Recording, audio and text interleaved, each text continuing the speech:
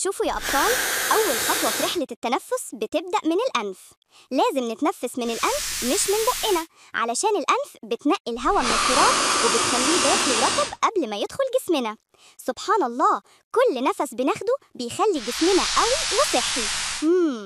دلوقتي الهوا ماشي جوه أنابيب صغيرة اسمها الشعب الهوائية. شايفها؟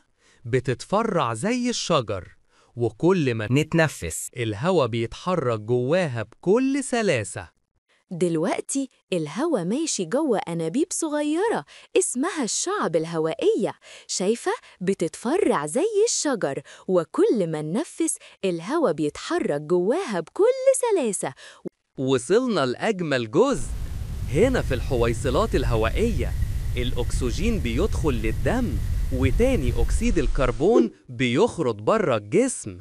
تبادل ذكي بيخلينا نعيش. ولما نطلع النفس جسمنا بيرتاح، الهواء بيخرج ومعاه كل الحاجات اللي جسمنا مش محتاجها، وده بيخلينا نحس بالانتعاش.